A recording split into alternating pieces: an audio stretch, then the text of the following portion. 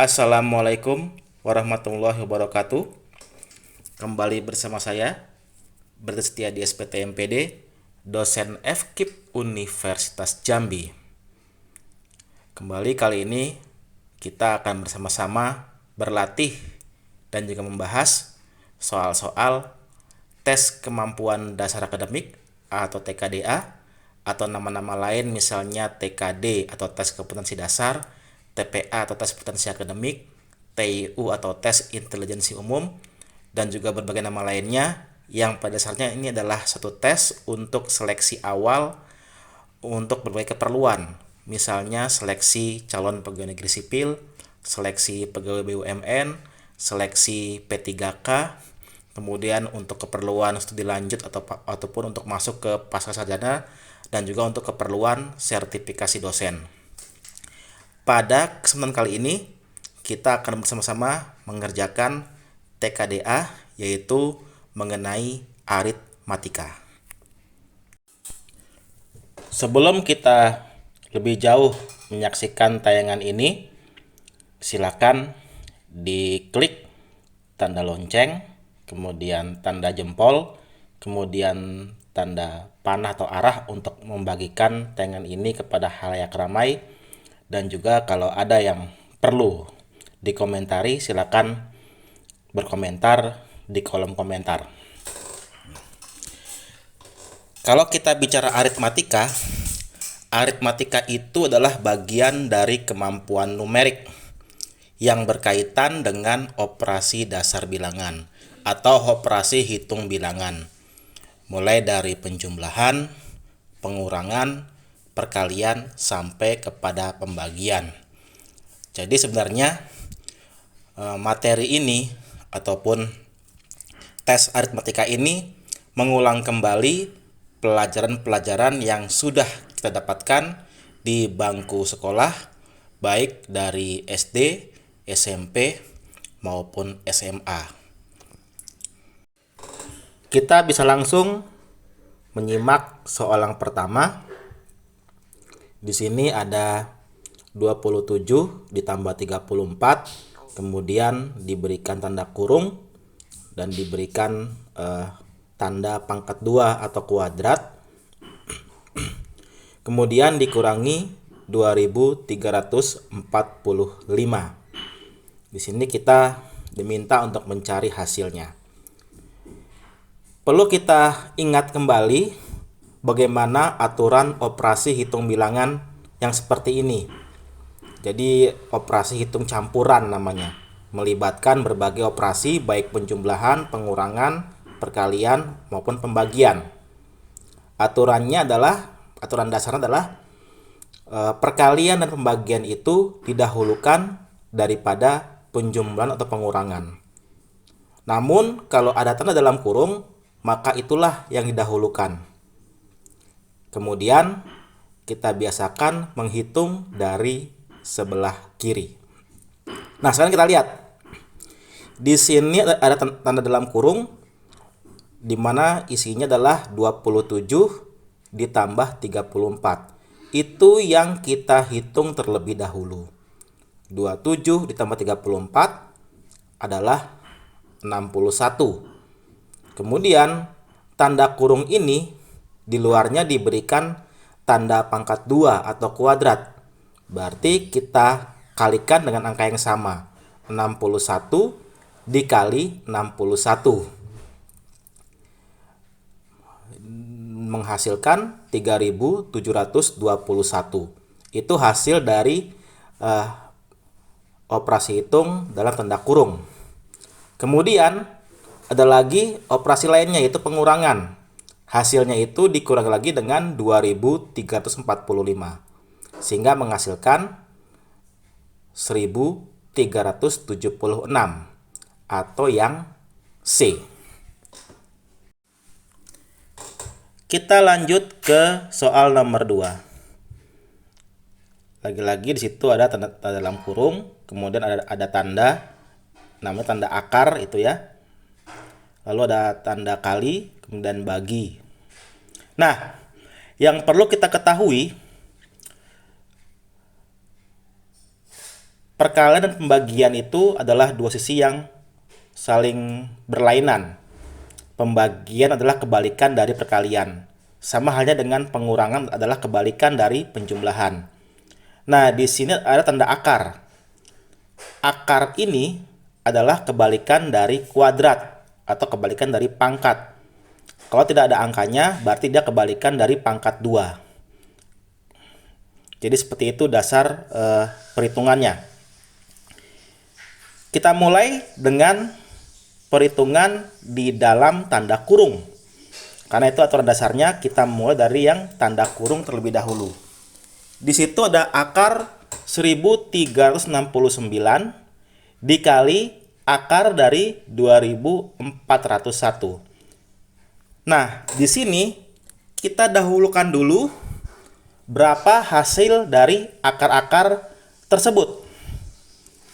1369 itu hasil akarnya adalah 37.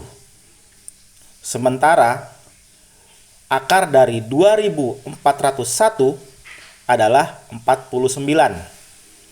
Berarti di dalam tanda kurung kita sudah menghasilkan 37 dikali 49. Kemudian 37 dikali 49 kita hitung dulu karena dia berada dalam tanda kurung. Menghasilkan 1813. Setelah itu baru kita bagi 4 yang ada di luar tanda kurung. 1813 dibagi 4 menghasilkan 453,25 atau yang A. Nomor 3. Kita ketemu soal seperti ini, menanyakan berapa persen 36 dari 80. Yang perlu kita ketahui, kita pahami adalah persen itu artinya per 100. Jadi kalau 100% itu berarti dia 100 per 100 atau 1. Atau dia penuh. 50% itu berarti 50 per 100. Atau kalau kita sederhanakan menjadi setengah atau separuhnya. Nah, di sini diminta berapa persenkah 36 dari 80.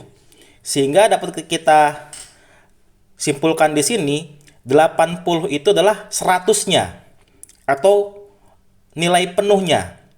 Berarti 36 itu seperberapanya atau berapa persenkah dari 80. Caranya adalah 36 itu kita bagi atau kita tuliskan 36 per 80. 36 dari 80. Kita kalikan dengan angka penuh pada persen yaitu 100. Sehingga bisa kita tuliskan 36 per 80 dikali 100 menghasilkan 45% atau yang D. Baik, kita masuk ke soal nomor 4. Di sini ada soal seperti ini. Diketahui jika A sama dengan 4,5, kemudian B sama dengan 5,4, kemudian C sama dengan A ditambah B kuadrat atau B pangkat 2. Kemudian ditanya hasil dari dalam kurung A kuadrat kali B dikurangi C. Nah, ini kalau kita ingat dulu pelajaran di sekolah, terutama di SMP diperkenalkan yaitu mengenai aljabar ya. Kita mencari nilai dari huruf-huruf. Biasanya dulu itu X atau Y atau huruf-huruf lain. Bisa A, B, C, tapi umumnya dulu tuh X dan Y. X berapa, Y berapa. Nah, di sini diketahui yang sudah bernilai itu adalah A dan B. Sementara C masih belum bernilai angka karena berupa huruf juga yaitu A tambah B kuadrat. Nah, di sini kalau ditanyakan soal seperti ini, maka kita cari dulu atau rubah dulu huruf-huruf yang sudah bernilai angka. Kita lihat di sini, kalau A 4,5 dan B 5,4, maka C-nya itu bisa kita rubah ke dalam angka, yaitu 4,5 ditambah 5,4 kuadrat. Sehingga C-nya kita ketemukan yaitu 33,66. Nah, soalnya adalah dalam kurung A kuadrat kali B dikurangi C. Kita sudah dapat semua nilai dari hurufnya. A kuadrat berarti 4,5 kuadrat menghasilkan 20,25. Yang B tetap, dan itu dalam kurung. Itu yang kita dahulukan untuk dihitung. Jadi 20,25 kali 5,4 dulu menghasilkan 109,35. Dikurangi C. C itu adalah 33,66. Maka 109,35 dikurang 33,66 hasilnya adalah 75,69 atau yang B. Soal nomor 5. Nah, kita ketemu bilangan-bilangan desimal ya. Sebenarnya secara operasi hitung itu sama saja. Apapun bentuk bilangannya, baik itu bilangan bulat, bilangan desimal atau bilangan pecahan. Di sini soalnya tertulis dalam kurung 0,3 kuadrat dikurangi 0,3 kemudian dikali minus 3 atau min 3. Itu untuk menentukan tanda minus itu ya seperti itu ya. Kita tetap mengacu pada aturan operasi hitung campuran. Kalau di sini berarti kita hitung dulu yang ada di dalam kurung, yaitu 0,3 kuadrat dikurangi 0,3. Kita hitung dulu 0,3 kuadrat itu berapa. Berarti 0,3 dikali 0,3 menghasilkan 0,09. Di dalam kurung berarti 0,09 dikurangi 0,3. Nah, di sini kita lihat 0,09 itu lebih kecil dari 0,3. Kalau biasanya dulu di SD itu yang kecil itu tidak bisa dikurangi yang besar, ya. Tetapi kalau di operasi hitung bisa saja, cuma hasilnya menjadi minus. Tetap menghitungnya yang besar dikurang yang kecil. Cuma nanti hasilnya adalah minus. Jadi 0,09 dikurangi 0,3 hasilnya adalah minus 0,21. Kemudian minus 0,21 kita kalikan dengan minus 3. Ya. Aturan dasar perkalian seperti ini adalah kalau plus kali plus atau positif kali positif hasilnya adalah positif. Kalau positif dikali negatif hasilnya adalah negatif. Sementara negatif dikali negatif hasilnya adalah positif. Di sini ada minus 0,21 atau negatif 0,21 dikali minus 3 atau negatif 3. Berarti negatif kali negatif hasilnya berarti positif. Positif berapa? Nah, setelah dihitung yaitu 0,63. Nilainya positif. Berarti jawabannya yang D. Baik, kita tadi sudah membahas atau mengupas soal nomor 1 sampai nomor 5. Sekarang kita coba untuk berlatih mengerjakan 5 soal berikutnya dari nomor 6 sampai 10. Silakan dikerjakan dalam waktu kurang lebih 4 menit.